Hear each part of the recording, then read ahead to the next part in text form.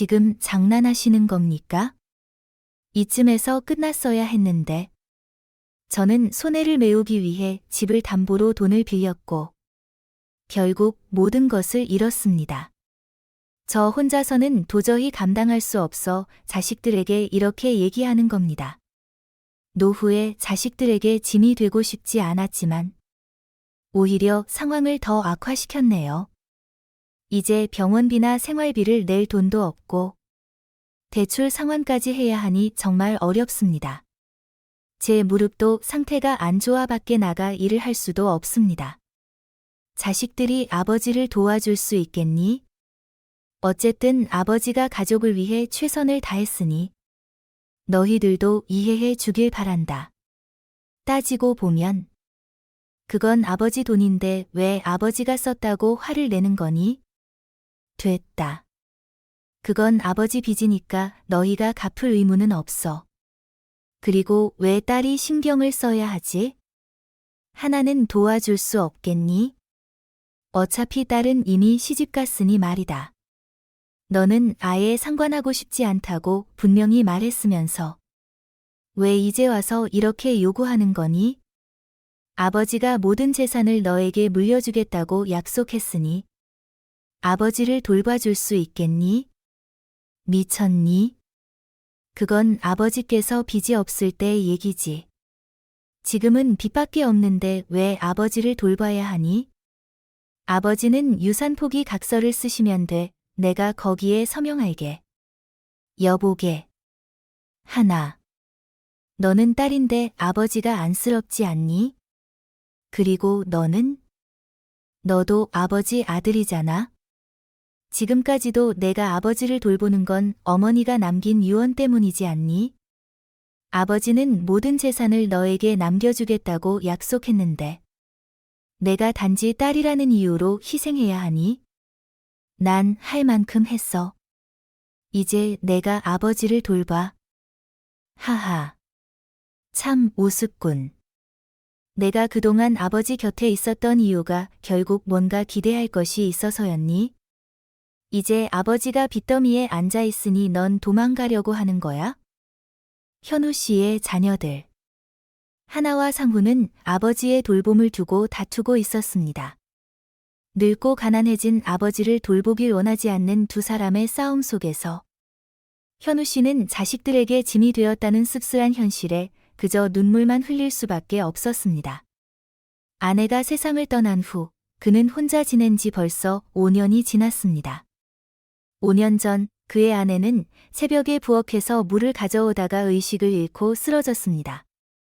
유리잔이 깨지는 소리를 듣고 잠에서 깨어난 현우 씨는 아내가 곁에 없는 것을 발견하고 서둘러 거실로 나갔습니다. 그리고 식탁 옆에 쓰러져 있는 그녀를 보았습니다. 그는 급히 구급차를 불렀고 아내는 즉시 병원으로 이송되어 치료를 받았지만 끝내 깨어나지 못하고 뇌사 상태에 빠졌습니다. 아직 충격에서 벗어나지 못한 그때 그는 아내가 자주 했던 말을 떠올렸습니다. 여보, 만약 내가 사고를 당해서 깨어나지 못하게 된다면 나를 붙잡아 두지 말고 후회 없이 보내줘요. 내 어머니는 장기 이식을 기다리다가 세상을 떠나셨고 그건 평생의 한이었어요. 그러니 내 장기를 필요한 사람들에게 기증해 주세요. 그게 내 마지막 소원이에요. 그런 말 하지 말아요. 여보. 그런 말을 들으면 불안해져요. 우리 약속했잖아요. 당신이 75세가 되면 함께 여행 가기로 했잖아요. 그러니까 그때까지는 꼭 살아야 해요. 하지만 그녀는 약속을 지키지 못하고 그를 떠났습니다. 그 일이 일어났을 때 현우 씨는 아내를 조금 더 붙잡아 두고 싶었고 설령 그것이 인공적인 생명 유지 방법일지라도 아내와 더 시간을 보내고 싶었습니다. 일주일이 지나자 병원에서는 현우 씨에게 생명 유지 치료를 중단할지 여부를 물었습니다. 그 말을 들은 그의 딸은 어머니에게는 더 이상 희망이 없으니 어머니의 마지막 소원을 이루어 드리는 것이 좋겠다고 말했습니다. 결국 그의 아내는 심장과 2개의 신장을 기증하여 4명의 목숨을 구하고 영원히 세상을 떠났습니다. 2년이 지난 후 현우 씨는 아내가 살아있었다면 그 해에 75세가 되었을 것이라 생각하며 아내를 추모하기 위해 자녀들에게 함께 여행을 가자고 제안했습니다. 현우 씨는 여행 경비 전액을 부담할 테니 자녀들은 몸만 오라고 부탁했습니다. 하지만 아들 부부는 바쁘다며 깊게 생각하지 않고 즉시 거절했습니다. 딸도 일과 가사로 바빴지만 아버지가 실망하는 모습을 보고 차마 거절할 수 없어 함께 가기로 했습니다. 결국 현우 씨는 딸과 사위와 함께 여행을 떠났습니다. 현우 씨는 아들을 아끼면서도 딸이 태어났을 때 매우 기뻐했습니다. 딸은 성격과 외모 모두 어머니를 닮았기 때문입니다. 그는 딸을 매우 자랑스러워하며 어디에서나 자랑하곤 했습니다. 반면 아들은 아버지가 무언가 부탁할 때마다 자주 짜증을 내고 불만을 표시했지만 딸은 항상 웃으며 귀찮은 일이라도 기꺼이 도와주었습니다. 현우 씨가 전화로 무언가를 사야 할 때는 딸에게 전화를 걸었습니다. 하나야, 너 바쁘지 않으면 와서 아빠 좀 도와줄래? 아빠가 컴퓨터에서 바둑게임에 로그인할 수가 없어. 이렇게 그는 점점 딸에게 많은 부탁을 하게 되었고 결국 모든 부탁을 딸과 사위에게 맡기게 되었습니다. 그럼에도 불구하고 현우 씨는 아들의 삶과 형편을 고려해 재산은 아들에게 남겨야 한다고 생각했습니다. 현우 씨의 부모님도 6명의 자녀를 두었지만 모든 재산을 막내 아들인 현우 씨에게 남겨주었습니다. 5명의 누나들도 이에 대해 불만을 표하지 않았기 때문에 그는 모든 재산을 아들에게 남기는 것이 당연하다고 믿었습니다. 비록 아들이 말썽을 부리고 말을 잘 듣지 않았지만 현우 씨는 마음속으로 여전히 아들을 더 많이 돌봐주고 싶었습니다. 반면 딸에게는 재산을 물려줄 생각이 없었습니다. 딸은 이미 결혼했기 때문에 재산을 딸에게 물려주는 것은 사위에게 주는 것과 다름없다고 생각했기 때문입니다.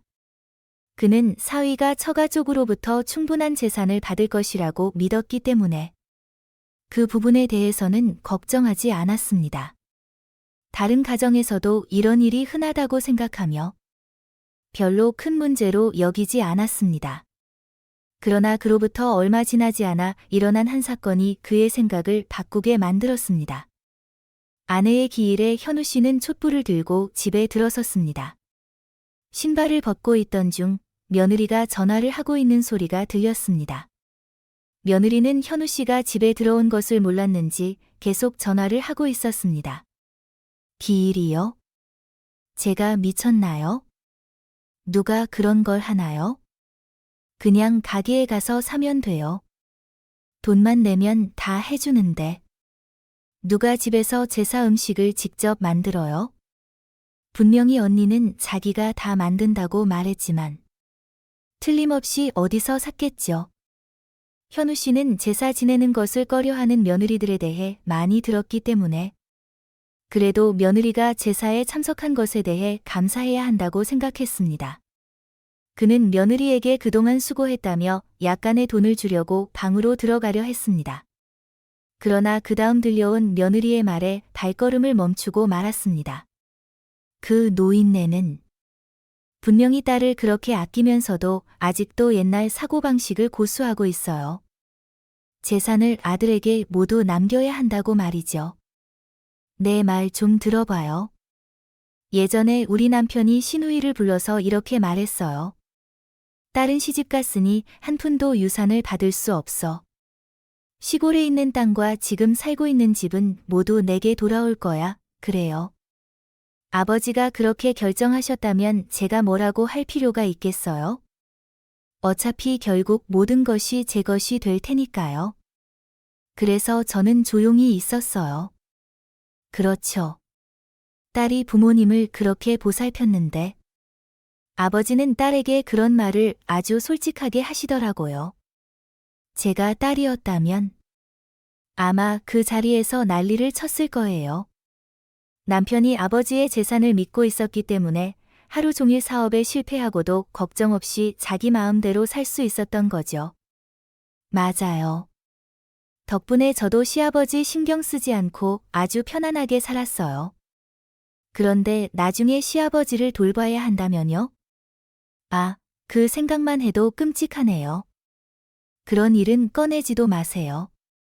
정말로 시아버지를 돌봐야 한다면 며칠 동안만 잘하는 척하고 남편에게는 도저히 못 견디겠다고 하소연할 거예요.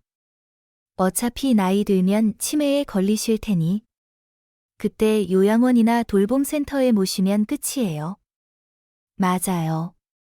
그건 전혀 걱정할 일이 아니죠. 아, 그런데 이번 주에 골프 치러 가기로 한 거 잊지 마세요. 제가 한턱 낼게요. 돈이 어디서 났냐고요? 얼마 전에 도윤이가 대학에 합격해서 시아버지께서 100만 원을 주셨거든요. 그러니 같이 즐겨요. 며느리의 전화를 듣고 현우 씨는 큰 충격을 받았습니다. 그는 지금까지 친구들의 경고에 신경 쓰지 않았습니다. 친구들은 자주 말하곤 했습니다. 자식들에게 당신이 얼마나 많은 재산을 가지고 있는지 절대 말하지 마. 관뚜껑이 닫힐 때까지 꽉 쥐고 있어야 해. 자식들이 살아있을 때 당신을 잘 대하게 하려면 절대 재산을 미리 넘겨주지 마라. 여러 번 들었음에도 불구하고 현우 씨는 그 말을 흘려들었습니다. 결국 모든 재산을 자식들에게 물려줄 것이니 그렇게 엄격할 필요가 없다고 생각했기 때문입니다.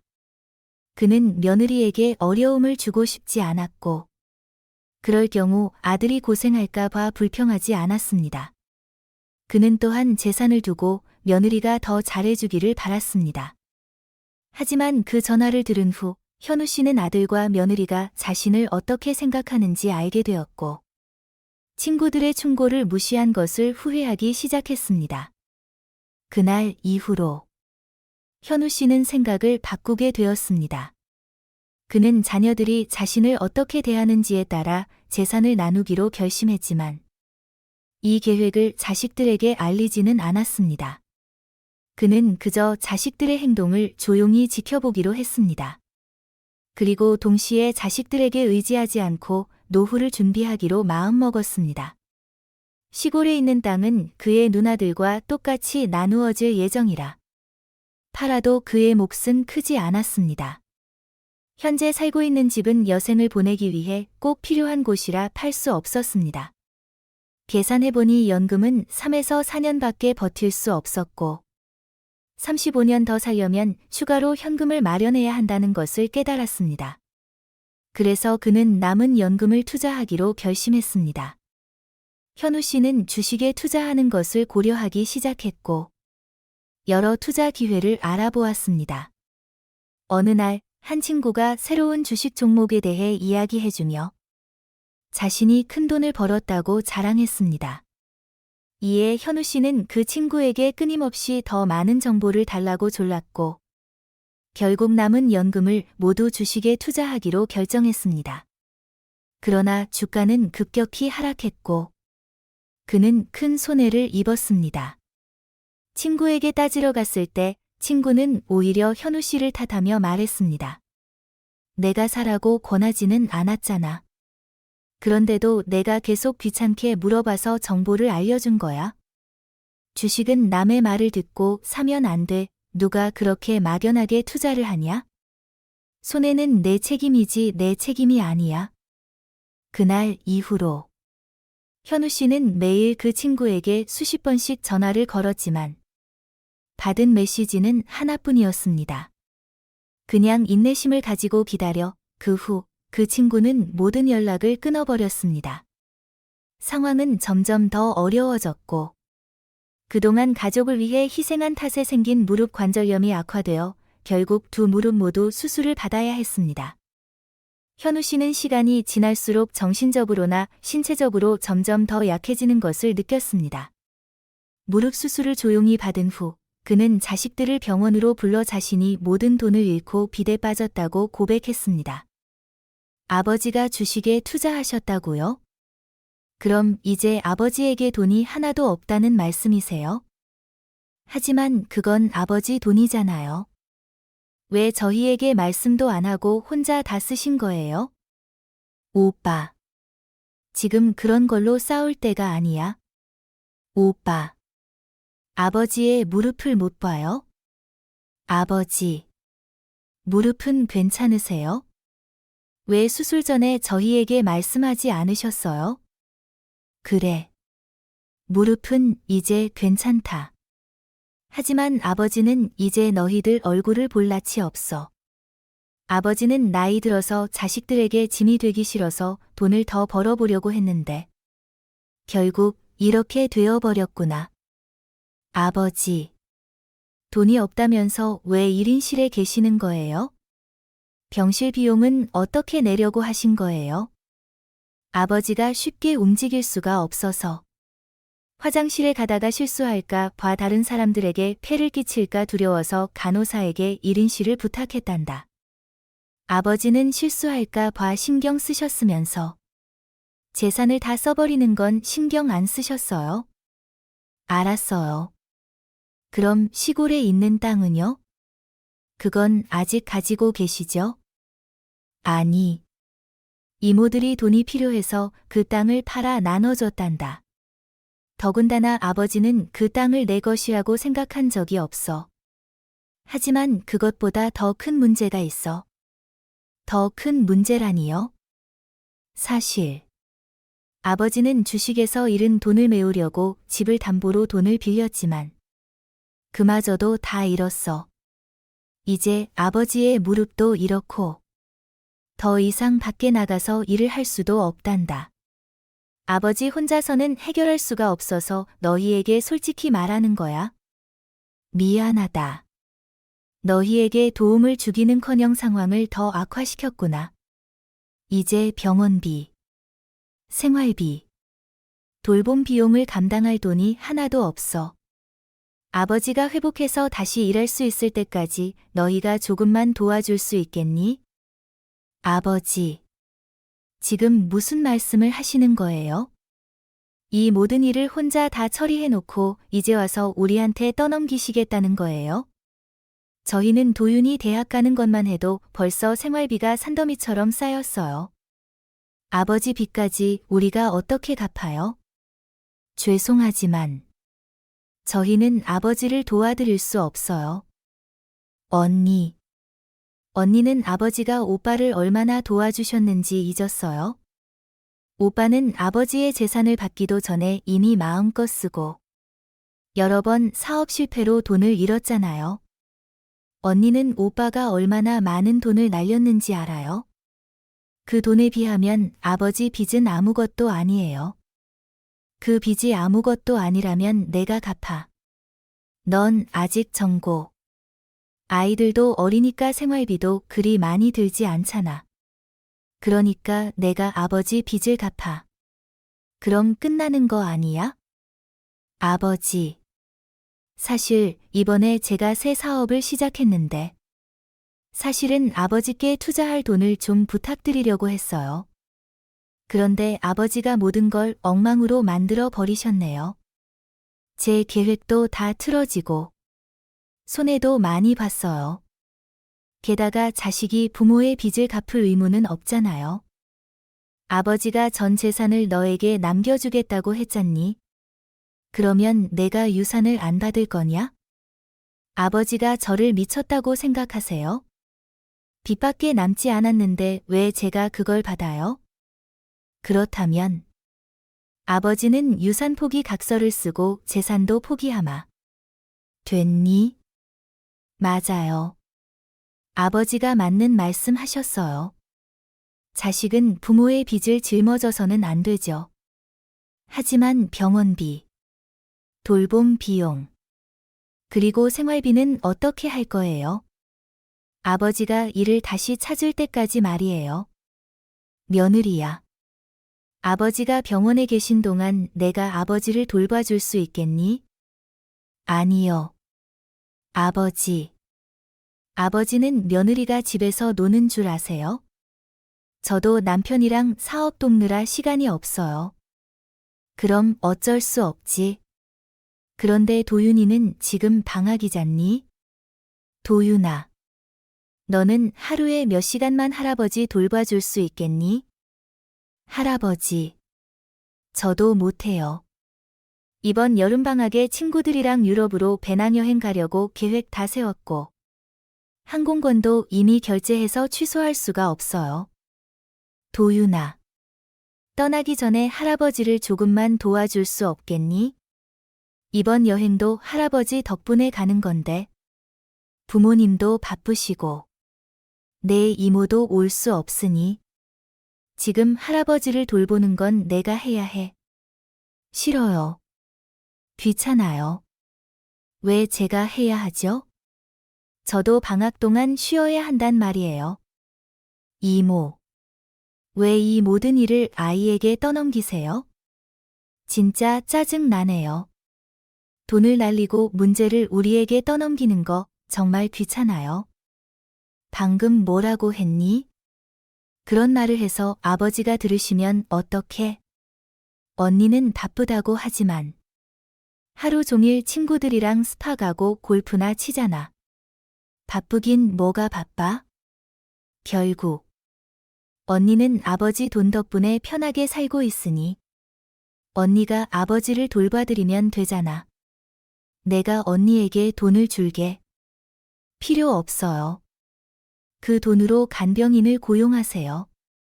나도 너무 바빠서 이 일을 할 시간이 없어요. 더 이상 말싸움하고 싶지도 않아요. 난 내 일은 알아서 할 테니까. 아버지를 돌볼 간병인을 고용할 테니 걱정하지 마세요. 일단 건강 회복에 집중하세요. 그리고 새로 수술한 무릎으로 어떻게 일을 하실 생각을 하세요? 내가 집을 사려고 모아둔 돈이 있는데 그 돈을 써서 당분간 문제를 해결할게요. 내가 돈을 가지고 있었니? 근데 그 돈을 그런 쓸데없는 데 쓰려고? 그 돈을 더 유익하게 쓰는 게 나을 텐데.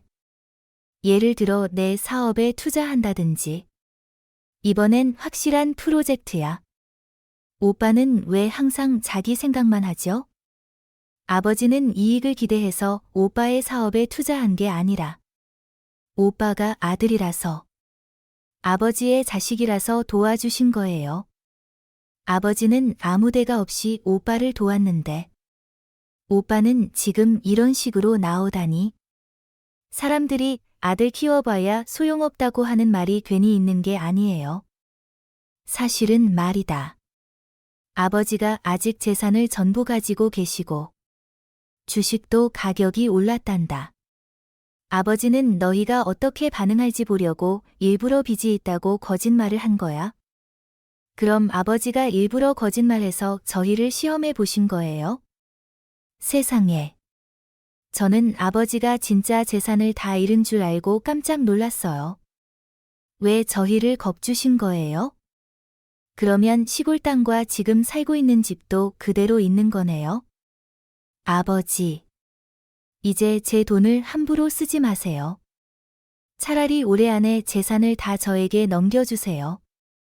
그러면 마음이 놓일 거예요. 아휴. 너는 정말. 아버지가 지금 무슨 말을 하고 계신지 듣고 있니? 참나. 아버지. 아버지 장난이 너무 심하셨어요. 아버지 때문에 정말 심장이 멎는 줄 알았어요. 그런데 제가 이 말은 안 했지만 사람들이 아버지가 재산이 없으면서 며느리에게 돌봄을 요구한다고 하면 험담할 거예요. 그러면 다시 한번 물어보마. 아버지가 여전히 재산을 가지고 계시다면 너는 아버지를 돌봐줄 거니? 아버지가 재산을 여전히 가지고 있으니 이제 아버지를 돌봐줄 수 있겠지? 하지만 아버지. 요즘 세상에 며느리가 시아버지를 돌봐야 한다고 생각하는 사람이 어디 있어요? 아버지 돈이 있으니 간병인을 고용하세요. 지금까지 너는 아버지에게 잘해준 적이 없고 어른들에 대한 예의조차 모르는구나. 너는 내 부모님에게도 그렇게 대하니? 아버지야말로 돈으로 자식들을 시험하려고 하면 안 되죠. 어떻게 돈으로 자식들의 마음을 시험하려고 하실 수 있어요? 너 나를 뭐로 보고 있는 거냐? 이 못된 놈아. 너는 정말 생각이 없는 인간이구나. 나도 이제 너 같은 아들은 필요 없다. 다시는 돈 달라고 전화하거나 찾아오지 마라. 부모라면 자식이 부족하더라도 너그럽게 품어줘야 하는 것이 마땅하지만 현우 씨는 더 이상 참을 수가 없었습니다. 아들과의 신뢰가 산산조각 난 그 순간 깨진 유리 조각처럼 그의 마음에 깊은 상처를 남겼습니다. 병실에 아들과 며느리가 떠나고 딸만 남았을 때 그는 딸의 얼굴을 바라보며 떠나간 아내가 떠올랐습니다. 여보, 오늘 하나를 보니 당신이 여기 있는 줄 알았어. 내가 진이를 충분히 돌보지 않았어. 내가 정말 바보야. 하나야. 여기 앉아라. 아버지. 무슨 말씀을 하시려는 건가요? 아버지가 모든 재산을 내 오빠에게 물려주겠다고 했을 때 내가 많이 속상했을 거야. 그렇지? 아버지가 너에게 딸은 시집 가면 외부인이 된다고 하면서 아무것도 주지 않겠다고 했지. 하지만 그건 아버지가 너를 사랑하지 않아서 그런 게 아니란다. 결국 아버지가 평생 힘들게 벌어온 재산이잖니. 아버지도 옛날 사람이어서 며느리는 집안 사람이고 사위는 외부인이라고 생각했거든. 그래서 너도 외부인처럼 느껴졌단다. 하지만 아버지가 정말 비겁하게도 어려운 일은 내게 맡기고 내가 아버지를 돌봐주기를 바랐어. 아버지가 정말 미안하다. 하나야. 아버지. 그런 생각하지 마세요. 엄마가 계시지 않으니 아버지를 돌볼 사람은 저밖에 없잖아요. 그러니까 무슨 일이든 저에게 말씀하세요. 딸의 보살핌 덕분에 현우 씨는 무릎 수술 후 회복에 전념할 수 있었습니다. 딸은 심지어 회사에서 휴가를 내어 아버지를 재활치료에 데려다주고 아버지가 어느 정도 회복될 때까지 함께 했습니다. 주말이면 남편과 아들과 함께 준비한 음식을 가지고 와서 같이 식사하곤 했습니다. 하지만 병원에서 퇴원한 이후로 아들과 며느리, 손자는 단 한 번도 전화를 하거나 찾아오지 않았습니다. 심지어 현우 씨가 먼저 걱정되어 전화를 해도 아무도 받지 않았습니다. 어느 날 딸이 만들어 온 음식을 먹던 중 그는 익숙한 맛을 느꼈습니다. 그 맛은 아내가 요리해주던 음식의 맛을 떠올리게 했고 그 순간 딸의 희생과 헌신이 가슴 깊이 전해졌습니다. 현우 씨는 아들과 딸에게 재산을 똑같이 나누기로 결심했습니다. 다음 날 그는 딸과 아들에게 이 결정을 알리기 위해 전화를 걸었습니다. 딸은 바로 전화를 받았지만 아들은 받지 않았습니다. 며느리에게도 전화했지만 역시 받지 않았고 손자에게 전화를 걸었지만 결과는 같았습니다. 일주일 동안 거의 100번에 가까운 전화를 했지만 아무도 받지 않았습니다. 결국 아들이 기회를 놓쳤다는 것을 깨달은 현우 씨는 모든 재산을 딸에게 넘기기로 하고 나중에 있을지 모를 분쟁을 피하기 위해 공증 절차를 밟았습니다. 그는 아들이 나중에 문제를 제기하지 못하도록 법적으로 유효한 유언장도 작성했습니다. 아버지, 왜 모든 재산을 하나에게 넘기셨으면서 저와는 상의도 안 하셨습니까? 맞아요. 왜 우리 등을 찌르셨습니까? 너희들 모두 내가 걸었던 모든 전화를 무시했지? 내가 너한테 수십 통의 전화를 걸었는데도 안 받았잖아. 이 자식아. 내가 모든 통화 기록을 증거로 가지고 있어. 나도 내 몫으로 재산을 나눠주려고 했었어. 아들은 화가 나서 여동생에게 소리쳤습니다. 그리고 넌 대체 뭘 한 거냐? 내가 전화를 안 받으면 적어도 문자라도 보냈어야지. 양심이 있다면 내가 다 차지하는 건 아니지. 오빠는 항상 남 탓만 하잖아. 누가 오빠더러 아버지 전화를 무시하라고 했어? 잘못한 건 오빠야. 아버지가 병원에 입원한 이후로 오빠는 얼굴 한 번 비추지 않았잖아. 그런데 무슨 자격으로 재산을 요구해? 두고 봐. 아버지가 돌아가시면 나는 즉시 유류분 소송을 걸 거야. 소송해. 누가 겁내겠어? 그날 이후 현우 씨는 아들과 며느리의 끊임없는 전화에 시달리며 전화를 잡을 수조차 없었습니다. 전화를 받지 않으면 그들은 협박 메시지를 보내 공증을 취소하고 재산을 다시 나누라고 요구했습니다. 딸은 아버지를 괴롭힘에서 벗어나게 하기 위해 새 휴대전화를 사들였습니다. 아버지. 이 전화기로는 이제 오빠에게 전화하지 마세요. 아버지가 여전히 오빠를 걱정하시는 건 이해하지만 지금은 그런 생각을 할 때가 아니에요. 저는 아버지께서 주신 재산을 다 가질 생각이 없어요. 나중에 오빠가 정말 어려운 상황에 처하면 제가 도울게요. 그러니 너무 걱정하지 마세요. 딸의 말은 현우 씨에게 큰 위로가 되었습니다. 하지만 아버지로서 그는 여전히 아들에 대한 걱정을 떨쳐낼 수 없었습니다. 아들은 돈 때문에 부모와 여동생을 버리고 차가운 현실 속에 홀로 살아가고 있었습니다. 그럼에도 불구하고 현우 씨는 그 모든 잘못이 자신의 책임임을 깨닫고 있었습니다. 아들에게 재산을 남겨줘야 한다는 고루한 생각이 결국 아들을 욕심 많은 사람으로 만들었던 것입니다. 지금 후회해도 이미 늦었지만 현우 씨는 아들이 자신이 세상을 떠나기 전에 깨닫기를 간절히 바라고 있었습니다.